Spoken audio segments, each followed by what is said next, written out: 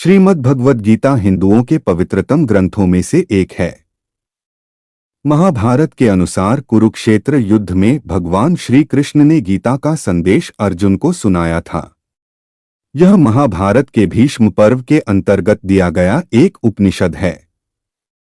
भगवत गीता में एकेश्वरवाद, कर्म योग, ज्ञान योग, भक्ति योग की बहुत सुंदर ढंग से चर्चा हुई है। श्रीमद् भगवद गीता की पृष्ठभूमि महाभारत का युद्ध है। जिस प्रकार एक सामान्य मनुष्य अपने जीवन की समस्याओं में उलझकर किंकर्तव्य विमूढ़ हो जाता है और जीवन की समस्याओं से लड़ने की बजाय उससे भागने का मन बना लेता है, उसी प्रकार अर्जुन, जो महाभारत के महानायक थे, अपने सामने आने वाली समस्याओं से भयभीत होकर जीवन और क्षत्रिय धर्म से निराश हो गए थे। अर्जुन की तरह ही हम सभी कभी कभी अनिश्चय की स्थिति में या तो हताश हो जाते हैं और या फिर अपनी समस्याओं से विचलित होकर भाग खड़े होते हैं। श्रीमद् भगवद गीता महात्म्य धरोवाच। भगवन् परमेशान भक्तिरव्यभिचारिणी प्रारब्धम भुज्यमानस्य कथम भवति हे प्रभो। श्री पृथ्वी देवी ने पूछा, हे भगवन, हे परमेश्वर, हे प्रभो, प्रारब्ध कर्म को भोगते हुए मनुष्य को एकनिष्ठ भक्ति कैसे प्राप्त हो सकती है। प्रारब्धम भुज्यमानो ही गीताभ्यासर्तः सदा सम्मुक्तः स सुखी लोके कर्मणा नोक्लिप्यते। श्री विष्णु भगवान बोले, प्रारब्ध को भोगता हुआ जो मनुष्य सदा श्री गीता के अभ्यास में आसक्त हो वही इस लोक में मुक्त और सुखी होता है तथा कर्म में लेपायमान नहीं होता। महापापादि पापानि गीता ध्यान करोति चेत क्वचित स्पर्शन न कुर्वन्ति नलिनीदलमंबुवत। जिस प्रकार कमल के पत्ते को जल स्पर्श नहीं करता, उसी प्रकार जो मनुष्य श्री गीता का ध्यान करता है उसे महापापादि पाप कभी स्पर्श नहीं करते। गीताया पुस्तकम यत्र पाठः प्रवर्तते तत्र सर्वाणि तीर्थानि प्रयागादीनि तत्र वै। जहाँ श्री गीता की पुस्तक होती है और जहाँ श्री गीता का पाठ होता है वहाँ प्रयागादि सर्व तीर्थ निवास करते हैं। सर्वे देवाश्च ऋष्यो योगिनः पन्नगाश्च ये गोपाल बालकृष्णो नारद ध्रुव पार्षदः सहायो जायते शीघ्रम यत्र गीता प्रवर्तते। जहाँ श्री गीता प्रवर्तमान है वहाँ सभी देवों, ऋषियों, योगियों, नागों और गोपाल बाल श्री कृष्ण भी नारद, ध्रुव आदि सभी पार्षदों सहित जल्दी ही सहायक होते हैं। यत्र गीता विचारश्च पठनम पाठनम श्रुतम तत्राहम निश्चितम पृथ्वी निवसामि सदैव ही। जहाँ श्री गीता का विचार, पठन, पाठन तथा श्रवण होता है वहाँ है पृथ्वी मैं अवश्य निवास करता हूँ। गीताश्रयः तिष्ठामि गीता में चोत्तमम गृहम गीता ज्ञानमुपाश्रित्य त्रीन लोकान पाल्यामे हैं। मैं श्री गीता के आश्रय में रहता हूँ। श्री गीता मेरा उत्तम घर है और श्री गीता के ज्ञान का आश्रय करके मैं तीनों लोकों का पालन करता हूँ। गीता में परमा विद्या ब्रह्मरूपा न संशय अर्धमात्राक्षरा नित्या स्वनिर्वाच शब्दात्मिका।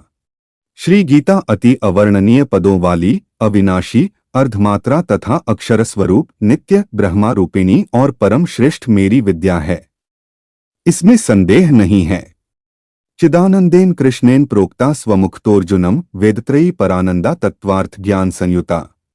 वह श्री गीता चिदानंद श्री कृष्ण ने अपने मुख से अर्जुन को कही हुई तथा तीनों वेदस्वरूप, परमानंद स्वरूप तथा तत्वरूप पदार्थ के ज्ञान से युक्त है। योष्टाद षजपो नित्य नरो निश्चलमानसः ज्ञान सिद्धिम स लभते ततो याति परम पदम। जो मनुष्य स्थिर मन वाला होकर नित्य श्री गीता के 18 अध्यायों का जप पाठ करता है वह ज्ञानस्थ सिद्धि को प्राप्त होता है और फिर परम पद को पाता है। पाठे स्मर्थः संपूर्णे ततोर्धम पाठमाचरेत तदा गोदानजम पुण्यम लभते नात्र संशय। संपूर्ण पाठ करने में असमर्थ हो तो आधा पाठ करें तो भी गाय के दान से होने वाले पुण्य को प्राप्त करता है, इसमें संदेह नहीं। त्रिभागम पठमानस्तु गंगा स्नान फलम लभेत षडंशम जपमानस्तु सोम्याक फलम लभेत।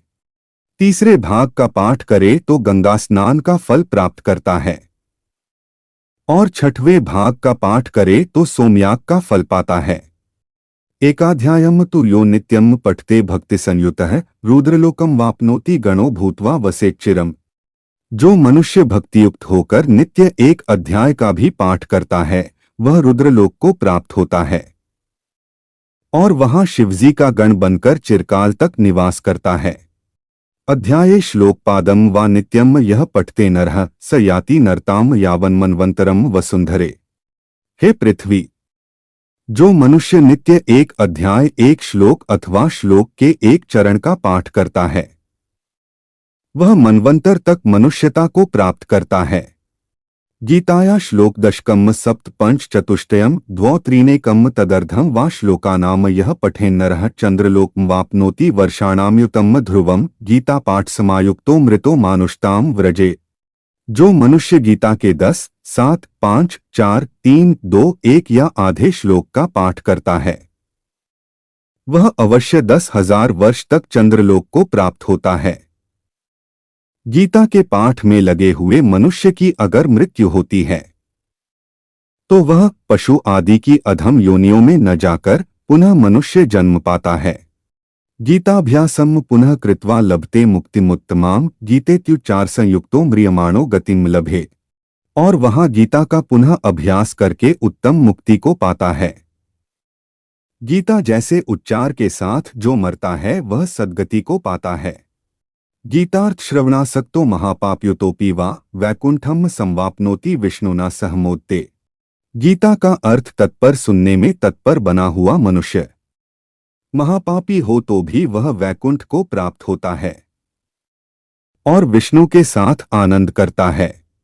गीतार्थ ध्यायते नित्यम कृत्वा कर्माणि भूरिशः जीवन मुक्तः स विज्ञेयो देहांते परमम पदम। अनेक कर्म करके नित्य श्री गीता के अर्थ का जो विचार करता है उसे जीवन मुक्त जानो मृत्यु के बाद वह परम पद को पाता है। गीतामाश्रित्य बहवो भूभुजो जनकाद्यः निर्धूतकल्मषा लोके गीता याता परम पदम। गीता का आश्रय करके जनक आदि कई राजा पाप रहित होकर लोक में यशस्वी बने हैं और परम पद को प्राप्त हुए हैं। गीतायाः पठनम कृत्वा माहात्म्यम नैव यह पठेत वृथा पाठो भवेत् तस्य श्रम एव युदाहृतः। श्री गीता का पाठ करके जो महात्म्य का पाठ नहीं करता है उसका पाठ निष्फल होता है और ऐसे पाठ को श्रमरूप कहा है। एतन्माहात्म्य संयुक्तम गीताभ्यासम करोति यह स तत्फलम वाप्नोति दुर्लभाम गतिमाप्नुयात्। इस महात्म्य सहित श्री गीता का जो अभ्यास करता है वह उसका फल पाता है और दुर्लभ गति को प्राप्त होता है।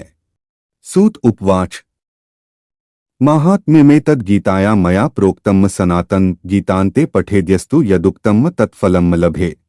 सूत जी बोले, गीता का यह सनातन महात्म्य मैंने कहा। गीता पाठ के अंत में जो इसका पाठ करता है वह उपर्युक्त फल प्राप्त करता है। इति श्रीवाराह पुराणे श्रीमद् गीता महात्म्यम संपूर्णम। इति श्रीवाराह पुराण में श्रीमद् गीता महात्म्य संपूर्ण।